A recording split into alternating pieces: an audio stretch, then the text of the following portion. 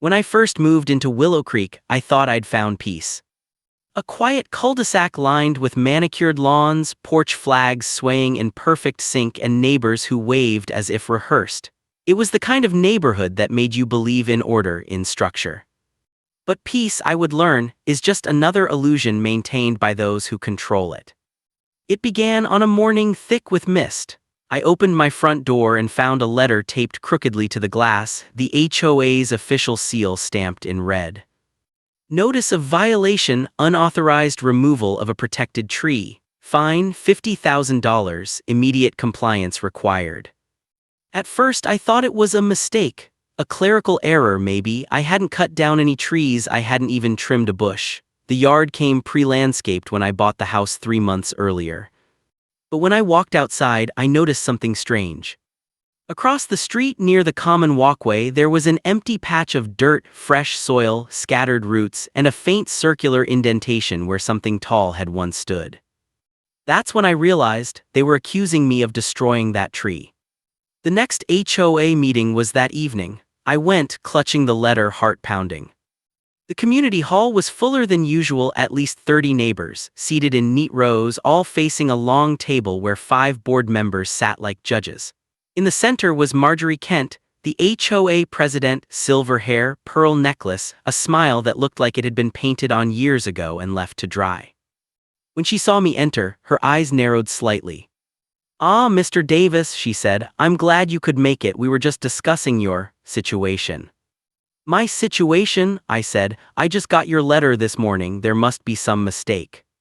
Marjorie folded her hands. "The oak tree by lot 12 was cut down last week. A neighbor witnessed a landscaping crew working on your property that same morning. They claim your men removed the tree without authorization." "That's not possible," I said. "I didn't hire any landscapers. I was at work all day." A man from the audience cleared his throat. Tom Whitaker, a tall, quiet neighbor who always seemed to be mowing his lawn. "I saw a truck parked near your driveway," he said. "Dark green, no company logo, 2 guys unloading tools." I turned to him. "Then why didn't you stop them, or at least take a picture?" Tom looked down, didn't think it was my place. The room fell silent. Marjorie leaned forward. "Regardless, the HOA's environmental clause is clear. Property owners are responsible for any damage to community assets adjacent to their lots. The tree was a heritage oak over 100 years old." "Then check the security cameras," I said. "There's one at the entrance to the block." Marjorie smiled faintly. "Unfortunately, the footage from that day was corrupted. Technical issue." A murmur rippled through the room. Something inside me twisted. I could feel it, the way everyone avoided my gaze, the subtle shift in posture, the unspoken verdict already forming. When the meeting adjourned, I stayed behind. Marjorie was packing her papers when I approached. "Marjorie," I said quietly, "this isn't right. I didn't touch that tree." She didn't look up. "Then you shouldn't have a problem paying for an independent investigation, should you? $50,000 covers restoration and administrative costs." "I'm not paying for something I didn't do." That's when she finally looked at me, and for the first time the warmth vanished from her eyes. "Then you'll find," she said softly, "that this neighborhood can become very difficult." The next week was a slow descent into paranoia. It started with whispers, neighbors pausing their conversations when I walked by, mail arriving opened, garbage cans mysteriously tipped over. Even the HOA website posted a notice calling me non-compliant. My wife Julia tried to stay calm. "Maybe it's just a misunderstanding," she said one evening, her voice trembling. "We can appeal." But when we called the HOA office, the line always went dead after I mentioned my name. Emails went unanswered. Then one night I noticed headlights parked across the street. The same car, every night, same time. I walked outside once to confront whoever it was, but the engine started and the car rolled away, slow, deliberate, like it wanted me to know it had seen me first. Something wasn't just wrong, it was being staged. 3 days later, I got another letter. This one wasn't from the HOA, it was from the city's zoning department. It stated that the tree incident was under investigation for environmental code violation, and my name had been listed as the responsible party. How could the city be involved already? Julia panicked. "They're going to take us to court," she whispered. "We could lose the house." But I wasn't ready to give up. I drove to the city office the next morning, determined to see the file myself. The clerk, a middle-aged man with tired eyes, pulled up my case. When I asked who submitted the initial report, he hesitated. "It came from your HOA," he said finally, "signed by the president, Ms. Kent." "Can I see the complaint details?" He turned the monitor toward me. There it was, a photographs of the bare patch of dirt, time-stamped 3 days before the alleged removal. 3 days before. Which meant the evidence existed before the tree was even gone. I printed everything I could and drove straight home. Julia was in the kitchen when I burst in, papers shaking in my hand. "They faked it," I said. "They reported it before it happened." Julia frowned. "But how?" That's when we heard it. A faint click from the living room window. I turned just in time to see a shadow slip away from the glass.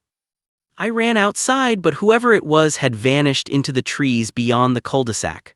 All that remained was a single footprint in the mud and a fragment of paper half buried near the fence. It was a torn HOA envelope. That night I couldn't sleep. I kept replaying everything: the perfect lawns, the 2 smiling neighbors, Marjorie's cold threat. Why would an HOA go this far over a tree? By 3 a.m., I sat at my desk, studying the photos again. That's when I noticed something strange in one of them, a faint shape in the background, behind the missing oak. A concrete hatch, half hidden by overgrown ivy. I hadn't seen it before. It wasn't on any of the property maps. I looked out my window toward the empty patch across the street. The moonlight hit the dirt just right, and for a moment I saw the faint outline of that same hatch, barely visible through the brush.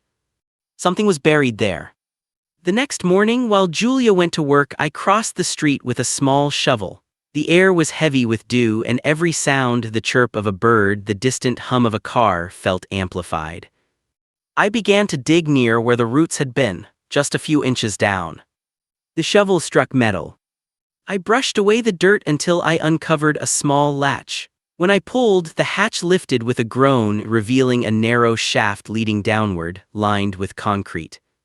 A cold draft rose from below. Inside was a metal box about the size of a briefcase. I pulled it out and carried it home. Julia returned an hour later. When she saw the box on the table, her face went pale. "What is that?" "I don't know," I said, "but it was buried under the tree they said I destroyed." We hesitated before opening it. The lock was old, rusted. I pried it with a screwdriver until it snapped. Inside were photographs, dozens of them, black and white, faded, some torn. All showing the same thing. Men in uniforms standing near the oak tree. Behind them, a construction site, and in one photo, barely visible, a child's bicycle half buried in the dirt. On the back of one photo, someone had written in shaky handwriting. They said it was an accident. Julia stared at the images, then at me. "What is this?" "I think," I said slowly, "that tree was hiding something." We didn't notice the car pull up outside until the headlights flashed across the window. It was Marjorie. She stepped out, perfectly composed, carrying a single folder. Julia whispered, "What if she knows you found it?" Marjorie walked up to the door and knocked once. I opened it. "You shouldn't be here," I said. Her smile returned, but it didn't reach her eyes. "Oh, Mr. Davis, I just came to deliver a revised notice." She held out the folder. "It seems your situation has escalated." I took the folder and opened it. Inside was a new invoice, $75,000. "For obstruction," she said. I looked at her. "You're framing me." "Framing you?" She chuckled softly. "No, dear, we're protecting this community. You should stop digging, literally." And then, before turning to leave, she added in a whisper, "Some roots should stay buried." That night I placed the photographs back in the box and hid it in the attic. I didn't tell Julia where. I didn't know what I was up against yet, but I knew one thing for sure. The tree wasn't the crime, it was the cover. And the people in charge of this neighborhood were willing to destroy anyone who uncovered what lay beneath it. As I stared out the window, the same car idled again across the street, headlights off, engine humming low. Only this time the passenger door opened. Someone stepped out and started walking toward my house. The figure moved slowly, deliberately, as if he wasn't trying to sneak up but rather announce that he was coming. The street was empty, the air thick and unmoving. My hand gripped the doorknob tighter as the porch light illuminated his face. It was Tom Whitaker, the same neighbor who claimed he saw the landscaping truck. He stopped a few feet away, glancing nervously toward the parked car still idling behind him. "Can I come in?" he whispered. "They'll see me if I stay out here." I hesitated. "Who'll see you?" Tom looked over his shoulder, then back at me. "Please, just for a minute." I let him in. His hands were trembling. He smelled of gasoline and rain. "I shouldn't be here," he said. "If they find out, they'll—" "Slow down," I said. "Who are you talking about?" "The board, Marjorie, all of them. You don't understand what you've gotten into." Julia appeared at the top of the stairs, wrapped in a robe. "What's going on?" Tom's eyes darted toward her, then back to me. "You need to leave this place, sell the house, forget about the tree." I stepped closer. "Not until you tell me what's buried under it." His face went pale. "You found the hatch." That single question confirmed everything. "What's in there, Tom?" He looked at the floor. "I don't know everything, but I know what happened before I moved here. The lot wasn't always part of Willow Creek. It used to belong to the county. There was an accident a long time ago. A kid went missing near that tree." Julia froze. "Missing?" Tom nodded. "They built the neighborhood over the old construction site. The HOA's first president, Marjorie's husband, was one of the developers. They said the boy wandered off, but people talked. Some said they found something buried when they were laying the pipes." "Then why cover it up?" I asked. Tom swallowed hard. "Because the family sued. The company settled, sealed the records, and planted that tree to mark the spot. Nobody was supposed to touch it. When you moved in, they needed a reason to make you stop asking questions. But I wasn't asking anything until they accused me." Tom's voice cracked. "That's how it starts. They pick someone new, someone without connections. They did it to the last guy who lived in your house too. Claimed he violated landscaping codes. He left in a week. No one's heard from him since." The room fell silent except for the ticking of the wall clock. Finally I said, "Tom, why are you telling me this?" He looked at me with red-rimmed eyes. "Because I can't keep pretending I was the one they sent to file the false report." Julia gasped. I felt my chest tighten. "You?" "They made me do it," he said. "They threatened to revoke my permit, said they'd ruin my business. I thought it would end there, just paperwork. But then I saw them watching your house, the cameras, the car at night. I couldn't live with it." "Who's in the car now?" He hesitated. "One of Marjorie's inspectors. They don't just enforce rules, they erase problems." My pulse pounded in my ears. "What do they want from me?" Tom's voice dropped to a whisper. "To make sure you stop digging." And before I could respond, there was a sudden thud at the door, sharp and heavy, like a fist. Tom's eyes widened. "They followed me." He ran toward the back of the house as the knocking grew louder, more forceful. I motioned for Julia to stay behind me and cracked the door open just enough to see outside. A man stood there in a dark windbreaker, face shadowed beneath a cap. "Mr. Davis," he said calmly, "Willow Creek Security, we need to speak with you regarding a community disturbance." I didn't answer. He tilted his head. "It'll only take a minute." Then his tone hardened. "You can open the door or we can handle this another way." I slammed it shut and locked it. Tom appeared in the hallway, pale and shaking. "There's another one out back," he said. "We're surrounded." Julia whispered, "Call the police." I grabbed my phone and dialed, but before the call could connect, the line went dead. No signal. Tom whispered, "They've got jammers. I've seen them do it before." The sound of footsteps echoed along the porch, then silence. We waited, barely breathing. After what felt like forever, a car door slammed, then another. When I peered through the curtain, the street was empty again, the car was gone. But Tom was already backing toward the door. "They won't stop," he said. "You need to leave." "Tonight." "Where would we go?" I asked. "Anywhere, just not here." He turned to leave, but before he stepped outside, he looked back. "If you really want proof, check Marjorie's old house, the one she sold before she moved into the community. Everything started there." And then he was gone. The next morning, Julia packed a bag. She wanted to leave, but I couldn't, not yet. Something inside me refused to run, not until I knew the truth. I spent the day combing through public records, zoning maps, anything I could find on Willow Creek's development. Most of it had been redacted or sealed. But buried deep in an old planning archive, I found a name: Hollow Ridge Construction Group. The company dissolved 15 years ago, right after a lawsuit involving loss of life and environmental negligence. The plaintiff's name was unreadable, blurred out in the scanned document, but the attorney listed was Marjorie Kent. I sat back in disbelief. The same woman who led the HOA had once represented the very company responsible for the cover-up. Julia came in quietly. "You haven't slept," she said. "I found her name," I said. "She's tied to everything." She sighed, sitting beside me. "Then maybe it's time we show someone else what's in that box." I hesitated. "If the police are in their pocket, then find someone who is." Her voice was trembling, but her eyes were steady. She reached the point where fear had turned into quiet resolve. We decided to drive to Marjorie's old house that night. According to the records, it was on the edge of town, abandoned, foreclosed, left to rot. The house sat behind a chain-link fence, half hidden by ivy and shadows. Windows shattered, mailbox rusted shut, but the padlock on the gate was new. "Someone been here," Julia whispered. I climbed over the fence while she kept watch. The air inside the house was stale, heavy with dust and mold. Old photographs still hung crookedly on the walls, Marjorie and her husband, smiling in front of what looked like the same oak tree. In the living room, a faint humming sound caught my attention. It was coming from beneath the floorboards. I pried one loose and found a small black box wired to a battery, a signal jammer. My stomach dropped. I followed the wires through the floor to a hidden compartment beneath the stairs.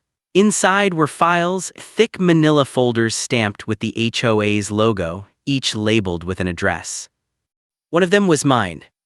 Inside were photos of me, Julia, and even my work ID badge. Copies of every email I'd sent to the HOA, surveillance shots of us inside our home.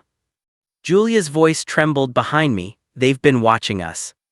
I flipped through more folders. Each contained similar information: other residents, many marked with red stamps, RELOCATED or CLEARED. But one folder, thicker than the rest, had no name, only the number 12 written on it. I opened it and froze. Inside were coroner's reports, newspaper clippings, and photos of the missing boy Tom mentioned. His name was Eli Grant, age 8. The report said he'd fallen into an unsealed drainage shaft during construction. His body was never recovered. But the photos told another story. One image showed the same concrete hatch beneath the oak tree, freshly sealed with wet cement. The date was 1 week after Eli's disappearance. Julia whispered, "Oh my God." That's when we heard it. The crunch of gravel outside. Headlights swept across the broken window, flooding the room with white light. Marjorie's voice echoed from outside, calm and cold. "Mr. Davis, I warned you about digging." Julia grabbed my arm. "We have to go." I stuffed the folder into my jacket and ran toward the back. But before we reached the door, the front glass shattered, the sound sharp and final. A figure stepped through, not Marjorie this time, but one of her inspectors, holding something metallic in his hand. "Give me the file," he said. Julia screamed as I shoved her toward the back exit. The man lunged, grabbing my arm. The papers scattered across the floor. We struggled, his breath hot against my ear. "You shouldn't have come here," he hissed. I slammed him against the wall, breaking free, and ran. Julia was already outside, fumbling with the car keys. We sped away as another car's headlights appeared behind us, closing fast. "Hold on," I said, flooring the accelerator. The chase cut through the empty streets, tires screeching on wet asphalt. The car behind us didn't try to ram us, it just stayed close enough to remind us we weren't escaping. Finally, after miles of twisting roads, its lights vanished. We pulled into a deserted gas station, shaking. Julia covered her face. "They're everywhere, Matt. What if we can't stop them?" I took the folder from my jacket, laid it on the dashboard. "Then we expose them." She looked at me. "How?" "Every one of these files is digital somewhere. Marjorie can bury paper, but she can't erase everything." Julia's eyes met mine, fear mixed with something fierce. Then let's finish what they started. I nodded. But as we turned the ignition, my phone buzzed for the first time in days. One new message. No number, no name. Just 3 words. You found him. Julia's breath caught. Who sent that? I didn't answer, because in that moment I realized what it meant. They weren't warning me anymore. They were watching. And the boy they said was missing might not be gone at all. The message on my phone kept replaying in my mind. You found him. Those 3 words pulsed like a heartbeat on the screen. I looked out the windshield. The highway stretched into nothing, dark and silent except for the buzzing of fluorescent lights overhead. Julia sat beside me, staring blankly ahead. We're not going home, she said quietly. No, I agreed, not until we know who sent that. We drove through the night until the city skyline disappeared behind us, replaced by fields and forest. The only clue we had was the number 12 written on the folder, the same as the lot where the tree had stood. Something was beneath that ground, and whoever sent the message knew it. By morning, we parked near the edge of Willow Creek's nature trail, the one that curved behind the cul-de-sac, ending near the fenced-off area where the oak once stood. The HOA called it protected wetlands. I knew better now. The soil was still soft from recent rain. I used the shovel from my trunk to clear the overgrowth, following the faint indentation where the hatch had been. Julia kept watch, clutching the folder. After half an hour of digging, my shovel hit metal again, but this time the hatch had been welded shut. Fresh welds, still rough, still shining silver. They sealed it, Julia whispered. I ran my hand over the surface. There was something carved faintly into the metal, numbers 10-14-05. The date of the boy's disappearance. I was about to strike it with the shovel when Julia's phone buzzed, an unknown number. She answered hesitantly, hello. A distorted voice came through, crackling, you shouldn't be there. Julia froze, who is this? Leave the past buried, the voice said, you don't understand what they built this neighborhood on. Then the line went dead. We looked at each other, hearts racing. What if this isn't just about the boy, she whispered. Back at the car, I spread out the photos again. In one of them, the construction shot, I noticed something I'd missed before. A large metal tank half buried in the dirt with a hazard sign, waste containment level C. Julia, I said slowly, I think they were storing something here, chemicals, maybe worse. Her eyes widened, you think that's what killed him? Or what they were trying to hide? The pieces began to connect, the environmental lawsuit, the sealed documents, the protected status of the land. It wasn't protection, it was containment. The boy wasn't just a tragic story, he'd stumbled onto something he wasn't supposed to see. And when I dug up that hatch, I'd opened the wound again. That afternoon, we met with a local journalist named Evelyn Shaw, an investigative reporter who'd once written about corruption in small-town housing boards. I showed her the photos, the files, the sealed hatch. Her expression hardened. I've seen this before, she said. Old industrial sites turned into housing developments. They cut corners, bury the waste, bribe inspectors, then plant a few trees and call it eco-friendly. And the missing boy, I asked. She hesitated. If he fell into one of those pits, they'd never admit it. It would destroy every investor tied to this place. Marjorie was one of them. Evelyn nodded slowly. Then she's not protecting the neighborhood, she's protecting herself.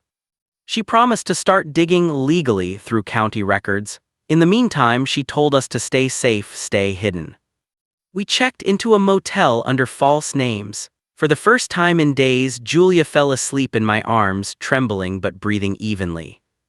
I stayed awake, staring at the ceiling, haunted by that single line from the photos back. They said it was an accident. But something about that message, you found him, wouldn't let me rest. If him meant the boy, how could anyone know that, unless... The next morning, Evelyn called. Her voice was tight, urgent. Matt, you need to listen to me. I found something in the archives. What is it? The boy's father, he didn't sue the company directly, he worked for them. He was a safety engineer. When the accident happened, he went missing a month later. Missing as in... Never found, no record of resignation, just gone. His name? Grant, Thomas Grant. The name hit me like a jolt. Julia sat up. Grant, that's the last name from the report. Yes, Evelyn said, and here's the part that doesn't make sense. There's a record of him buying property under a new name, 10 years later, in Willow Creek. I froze. What name? Evelyn hesitated. Tom Whitaker. The air left the room. Tom, the nervous neighbor who'd come to warn us, who'd said he didn't know everything, wasn't just a witness, he was the father. He'd changed his identity, moved back to the place that buried his son, and lived quietly under their watch. Evelyn, I said slowly, if that's true, he's in danger. More than you, she said. The HOA found out, that's why they went after you. You got too close to him. I hung up and turned to Julia. We have to find Tom. His house was dark when we arrived, blinds drawn, lights off, but the door was unlocked. Inside, everything was in order, too much in order. Dishes washed, mail stacked neatly, no sign of life. Tom, I called softly. No answer. We split up to search. Upstairs in the back room, I found a single photo pinned to the wall, the oak tree again, but this time with two figures standing beneath it, Tom and a small boy. On the back, written in pencil, for when they forget you. Julia called from downstairs, Matt, you need to see this. In the basement, beneath an old tarp, was a tunnel entrance, reinforced with wood, leading toward the direction of the cul-de-sac. The air smelled of rust and decay. We followed it slowly, flashlights slicing through the darkness. The tunnel sloped downward until it met concrete, the same texture as the hatch's shaft. Julia's hand found mine. This connects to it. A few steps further and we saw it, the metal box I'd pulled out days ago, half submerged in mud, but beside it now was something else. A second box. Smaller, wooden, with initials carved into the lid, e.g. Julia covered her mouth, Eli Grant. My hands shook as I opened it. Inside were children's drawings, a rusted toy car, and a small bracelet, blue, with the name Eli engraved on it.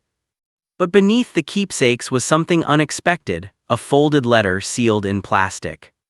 It was dated October 12, 2005.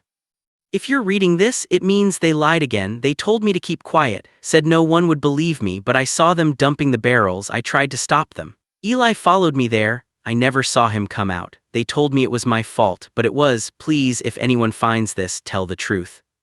TJ. Julia whispered. Tom tried to save him. I swallowed hard, and they buried both the truth and the evidence under that tree. The tunnel creaked above us, dust falling from the ceiling. Matt, Julia said, her voice trembling, we have to go. But before we could turn back, a faint light appeared at the tunnel's far end. A flashlight. Someone else was down here. We ducked behind a support beam as footsteps echoed closer. The beam of light swept across the walls, then paused on the two boxes. Marjorie's voice drifted through the dark, calm and unshaken. I told you to stop digging, Mr. Davis. Her steps were slow, deliberate. Do you have any idea how hard we worked to keep this place clean, to build a community people could believe in? I stepped out from the shadows, gripping the letter. By burying a child. Her face was ghostly pale in the flashlight's glow. That land was poison long before we arrived. The boy was an accident. The father was unstable. We did what we had to do. By lying, by ruining people. By protecting hundreds from ruin, she hissed. Do you think the world would forgive us if they knew? The lawsuits, the panic, everything would collapse. Willow Creek is built on silence, Mr. Davis. You don't break that. I raised the letter. This is proof.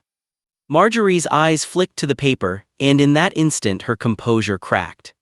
She lunged forward, but Julia stepped between us, holding the flashlight up like a weapon. Stay back. The tunnel groaned again, louder this time, the ceiling shifting. Matt, Julia screamed, it's collapsing. I grabbed the box and the letter, sprinting toward the entrance. Marjorie tried to follow, but the ceiling gave way, dirt and debris crashing down between us. The sound of her scream was swallowed by the dark. We burst out into daylight, gasping, covered in dust. The ground behind us caved in with a thunderous rumble, sealing the tunnel forever. Julia clutched my arm. Did she? I don't know, I said. We stood there in stunned silence, the weight of what we'd found pressing down like the soil that had buried it for years. I looked at the oak's empty patch one last time. And for the first time I realized the truth wasn't buried anymore, it was in my hands, When the court date finally arrived, the air inside the small-town courtroom felt heavier than the wood-paneled walls could contain. Rows of curious residents filled the benches, neighbors who'd once waved at me from across their lawns, now whispering like spectators at a public execution. I sat beside my attorney, Melissa, her calm confidence the only thing keeping me anchored. Across from us sat the HOA board, the same people who'd smiled at block parties, the same ones who'd written anonymous complaints about the color of my mailbox. And at their center sat Marjorie, clutching a folder thicker than the town's phone book. When the judge entered, the murmurs died instantly. Marjorie stood first. Her voice was syrupy but sharp. "Your Honor, the HOA seeks to recover damages for the destruction of a community asset valued at $50,000, a mature heritage oak tree deliberately cut down by Mr. Carter." I could feel everyone's eyes on me, some looked angry, others pitying. I caught a glimpse of the Reynolds family in the back row, they looked nervous. Melissa rose smoothly. "Your Honor, we intend to show that not only did my client not cut down this tree but that the HOA's evidence was falsified and that the entire case is an attempt to conceal mismanagement of association funds." Gasps fluttered through the courtroom. The judge leaned forward. "Proceed." Melissa began by playing the security footage, the one that had been anonymously sent to us 2 nights before. The projector flickered and the screen showed a figure in the dark wearing a hood, dragging a chainsaw toward the oak. Marjorie shifted uneasily. "Pause there," Melissa said. She zoomed in. "Notice the shoes, Your Honor. These are HOA-issued maintenance boots, not something my client owns." Marjorie stammered, "Those could belong to anyone." Melissa interrupted, "We'll get to that, but for now I'd like to call our first witness, Mr. Reynolds." Reynolds hesitated as he walked to the stand, avoiding my eyes. When he sat, he looked like a man who'd been carrying a secret too heavy for too long. Melissa smiled gently. "Mr. Reynolds, did you witness the night the oak tree was cut down?" He nodded. "Yes, I couldn't sleep that night. I heard the chainsaw around midnight. I looked out the window and saw someone from the HOA crew. I didn't say anything then because Marjorie told us it was an authorized removal. She said it was diseased." The courtroom buzzed. Melissa pressed further. "And when did you realize that wasn't true?" Reynolds took a breath. "When I saw the charges on the community ledger. The HOA paid a contractor $30,000 for the tree removal, but the invoice was fake. I know because the company listed doesn't exist." Marjorie's face drained of color. Melissa turned to the judge. "Your Honor, we also have evidence from the HOA's own emails records showing that Ms. Marjorie instructed the treasurer to move funds into a personal account disguised as tree restoration costs."